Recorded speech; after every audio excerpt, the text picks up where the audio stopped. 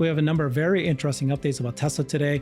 First, we have a video of legendary auto CEO Bob Lutz explaining why legacy auto is making hybrids in his view of their future. Larry Goldberg has some data to share about this as well. Second, Elon Musk just said he's highly confident that we can send uncrewed Starships to Mars in 2 years. When asked what the payload would be, he replied Cybertrucks and Optimus robots. Third, ever wonder how Tesla will be able to control and train those robots? Well, it seems Tesla's developing remote access and control capabilities for both Optimus and Robotaxi. Finally, Tesla just announced yet another new promotion, this time offering 3 months free supercharging plus 3 months free full self-driving for purchases of any new Tesla vehicle by end of this year. And I've got Larry Goldberg joining us. He's traveling the world. Well, he's in Texas right now. Just saw the Starship launch. So a lot of this must be interesting news for you, Larry. Yeah, I mean, the thought of a couple of Starships going to Mars in 2026 is it's pretty exciting, I'll tell you. So if they don't leave new craters on the moon, then it's gonna happen. But the idea of taking bots and Cybertrucks to the moon, it's, firstly, Cybertrucks are going to have to be upgraded for moon travel. I mean, they definitely are not exactly, moon ready, Mars ready at this point, anything or even close to it.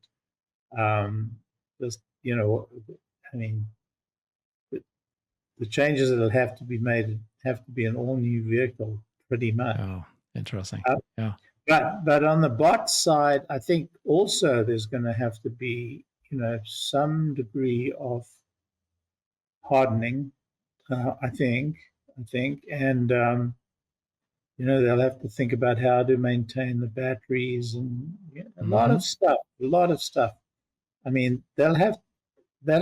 I guess they've already got a working group, figuring it out what they're going to do and how they're going to land, because they've been planning this for a long time. These aren't new plans. These are, there's a working group that's been thinking about it. But 2026 is, a lifetime away. A lifetime away.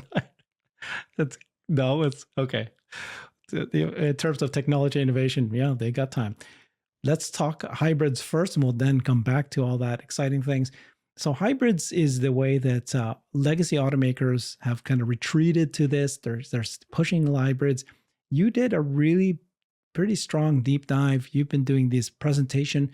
And so I want to get you to share a little bit of what you found on that.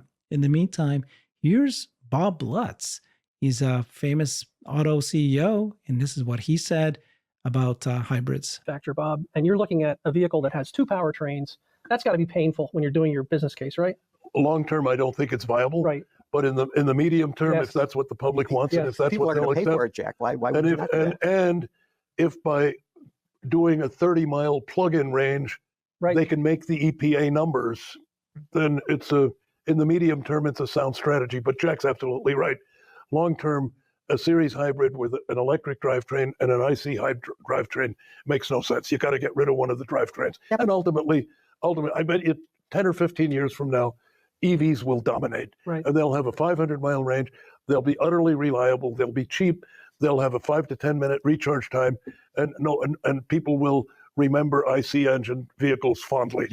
It's funny because he was saying but he called Tesla wrong. I don't know if that was politically or his emotion or something, but he called Tesla wrong. And now he's saying the right things about EVs. Yeah, I mean, even old bots like myself get it right ultimately, stuck in the past, stuck in their glory days. I mean, Bob Lutz, it's nice to see he's come around, and he's quite right about hybrids. So there are multiple different kinds of hybrids, and rechargeable hybrid or plug-in hybrids are, I guess, fairly popular in Europe. The problem with EVs right now is that a very large percentage of metropolitan population live in high rises and or apartment complexes. And it is very difficult to run a Tesla if you're dependent upon charge stations for charging. And it's a lot more expensive. So therein lies the market, the remaining market, the true market for hybrids. They're in the old farts like Bob Lutz. So we have to, all of these old guys have to die off, and we have to get proper solutions for the workplace and for apartment buildings, equip them properly, and then the hybrid days are over.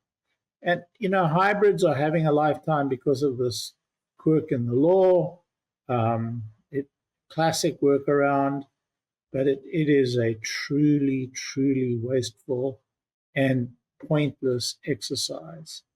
It's amazing how, government intervention always leads to these crazy workarounds that end up defeating the intention of the regulations in the first place, and just complicating everybody's life. But it is very, very difficult to manufacture an EV really economically. Tesla have done it. Many Chinese manufacturers have done it. But the OEMs in Europe and the OEMs in the United States, and even to a degree in Korea, are really floundering.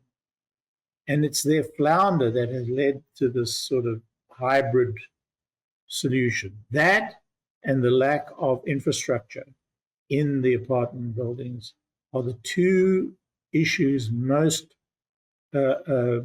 causing this hybrid, popularity or semi-popularity for the moment.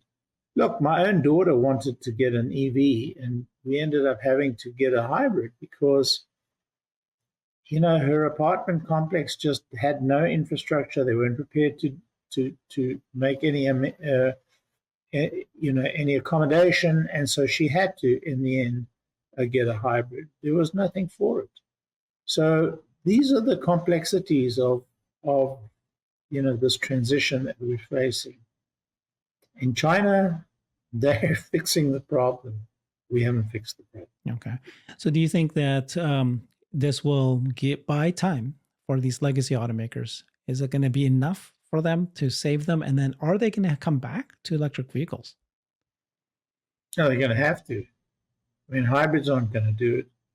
Hybrids are, as battery life, battery capacity, battery output, and improve, and as costs continue to collapse, it's going to be, EVs are just going to become so much more economical than ICE or hybrid cars that they're going to have to move to an EV. We're going to have to, and it's going to happen very quickly. Another 3 or 4 years, and this whole hybrid bump will be a goner. Yeah, that's what I was asking you. I think you're still saying 3 to 4 years, right? Okay. Yeah, at the most. And China's going to happen quite quickly. In China, but in China you have very, very large numbers of legacy apartment buildings without infrastructure. Mm-hmm. And so that's a driver right there. But it's going to happen very quickly. All right. Thank you for that. So let's talk. The next two topics are right up your alley. You love it. That's what you just did. Visited Starship, right? So Elon said this: I'm highly confident that we can send several uncrewed Starships to Mars in 2 years. And that's because, right, that's when the alignment between Mars and Earth happens. And so that's when they will have to do it. He's confident. If those ships don't increment the crater count on Mars, meaning they don't crash on Mars, then crewed ships can be sent in 4 years from now. And then somebody asked him, Brett Winton from ARK Invest had thoughts on the payload.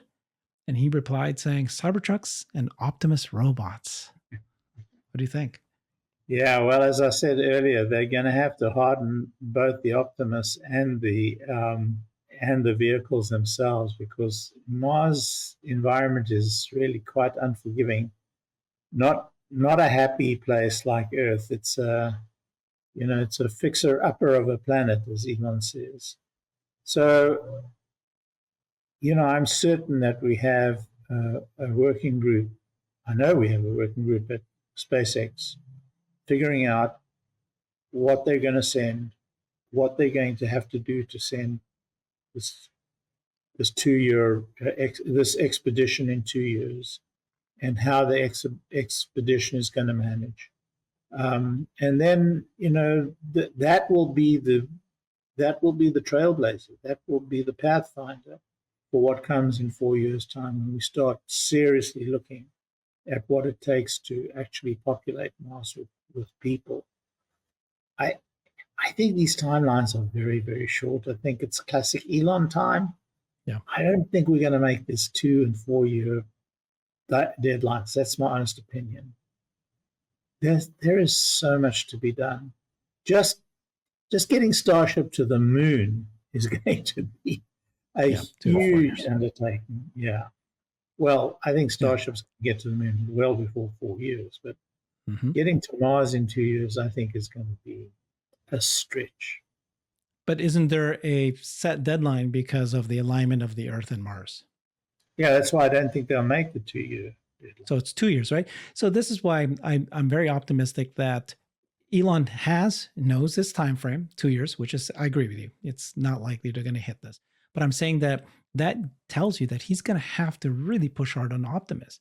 Because if you have uncrewed Starship, unless they change the mission, but you want to have robots in there so that when they can land and they can do something just to get started to understand this.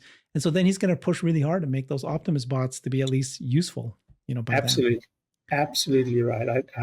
There's no doubt in my mind that he's going to push extremely hard. Yeah. Look, it doesn't matter what they cost. So, I mean, they've already got these Optimus bots. It doesn't matter what they cost because, they're not selling them. But the only thing is the hardening of them and figuring out the charging and figuring out, right. I mean, there's a lot of work, just a lot. I think we'll miss them in 2 years. Look, New Glenn was supposed to go to the moon and it's not even launched, the first one. No, we shouldn't compare New Glenn, Horizon. Yeah, they're very different. It's not the same company, but it's a great stretch. Yeah. I think it's Elon time. 2 years. There you go. That's exciting though. But I just want to repeat my point, which is, Elon's overarching goal for everything he's ever done was always get to Mars. Yeah. And the bot, I think, could definitely overshadow or beat that goal of Mars because there's so much benefit for the bots. But if the two are aligned, I need to have bots in Mars. It's that's his priority here. Get those bots ready, as well as Starships. It could also be symbolic, just to get a bot onto the soil to walk around. Be very interesting. I mean, what a great target! What a great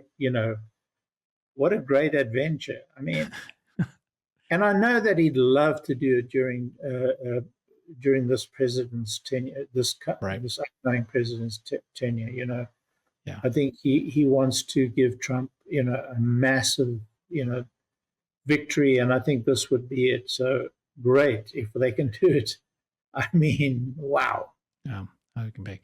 All right. So then the question is, okay, they're going to send these bots there, cyber camps. How are you going to control these? Well, there's a job description that came out saying that Tesla is developing remote access and control capabilities for both Optimus and Robotaxi. This job listing indicates that Tesla's AI teleoperation team is building backend software to enable remote access to both Robotaxis and Optimus.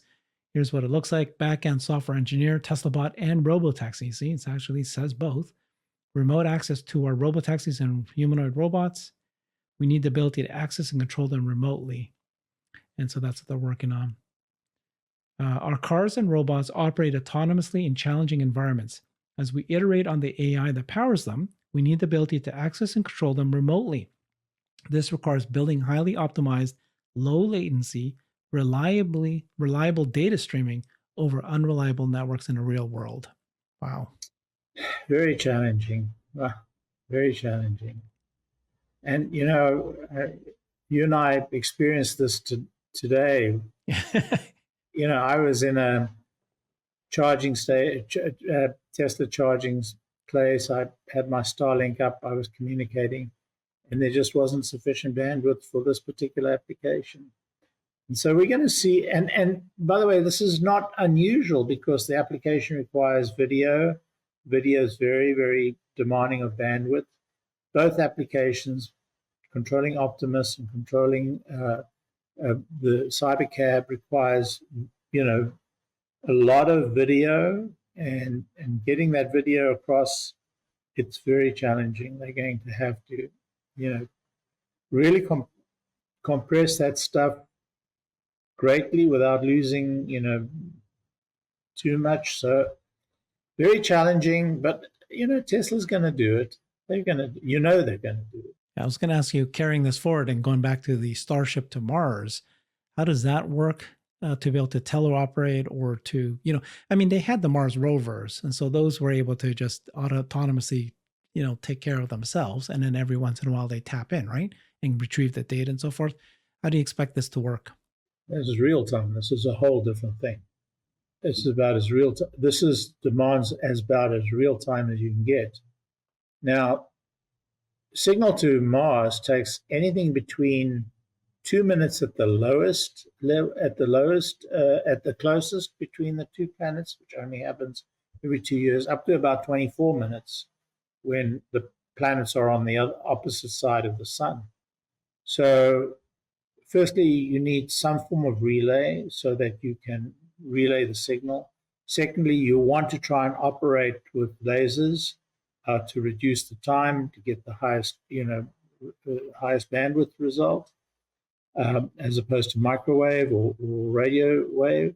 So it's incredibly challenging. When you connect by laser, you're going to have to aim those lasers pretty accurately, and you've got two moving planets and some sort of intervening satellite. It's as complex as it gets. And then you have to control something where there's this latency between you and what you're controlling. Altogether, very challenging, very, very challenging. And it's going to require a lot of power, a lot of energy to be able to send these radio signals in real time, which currently, it's going to be very demanding in terms of energy resource on Mars and how you provide that energy in Mars. So it's beyond my engineering knowledge. And I was gonna, you couldn't even get a charger for your daughter in an apartment. Imagine if you had to go to charge these bots and these Cybertrucks in Mars. Yeah, the chargers plug actually, themselves in. The chargers are going to be, some sort of energy source is going to be on the rocket. The real problem is, the radio signals and the latency and managing that down to the minimum possible, and then how to manage the bot with that latency, because at one point in time, every signal you send to it is only going to be actioned 20 minutes later, and then you're only going to get the result of that 20 minutes after that. So there's 40 minutes between the time you do the action and you see the result. It's got to be autonomous. That's what it has to be by then. Otherwise, it won't work. Self-charging. Okay, let's go back to Earth now. What is Tesla doing? Somebody brought this up, which I thought was an interesting idea. Yes, Tesla is no longer a car company. Yes, we should be, we don't care what happens to Tesla's sales as much as we used to. But it's the success of the vehicle sales that's still funding all of these things that are about to come to fruition. So how are they selling? And it's because it's the last quarter, we start seeing more and more promotions. This is the newest promotion that they just released. Tesla says any car purchase now, any new Tesla that you buy by the end of this year, if you take it delivery by the end of this year, they're offering you 3 months free supercharging, and 3 months of FSD supervised. That's a great deal. All cars and the Cybertruck are eligible for buyers in North America. Tesla previously only offered this promotion on inventory new car purchases, but now it's any new car purchase. So this is what they're doing: 3 months of full self-driving and supercharging. Yeah, well, this is, the push to the end of the year. They want to try and beat last year's number. And, Elon said we would. And so they're taking it seriously. I think it's a challenge, but Tesla, they're used to challenges. So this is good. What would be really good is if they allow, right now, I think they're allowing transfer of FSD, and we talked about this earlier. We really need the ability to get some sort of permanent FSD license deal. Transfer, yeah. Yeah, at least a 10-year transfer, something like that, yeah. Mm-hmm. Yeah. But, FSD in 10 years' time is probably going to be very, very much less expensive than it is today. I don't think they're going to sell it anymore. I actually don't disagree with you. I predicted that they would stop selling it, 2 or 3 years ago. I said, why sell it at all? Exactly. Okay, well, this is a pretty good promotion, and it's happening by the end of this year. So if you guys are looking to buy a new Tesla, both Larry and I have our referral links, right, Larry? No, I don't give out referral links. So okay, it's your well, then use referral. mine. Yeah. I'm close to getting my 10, and then I'll start promoting other people's referral links. I have provided referral links to friends and family, but I don't do it in public. Gotcha. Thank you so much. Appreciate you, Larry. That was great. Your knowledge of hybrids and, of course, SpaceX. This is your thing. Appreciate your feedback here today and joining us. I know you're traveling, so that was worthwhile. Thank you. Thanks. Okay, bye-bye. I've created a website that is the most comprehensive resource for the Tesla investor. Please check it out. Simply go to my website at herbertong.com.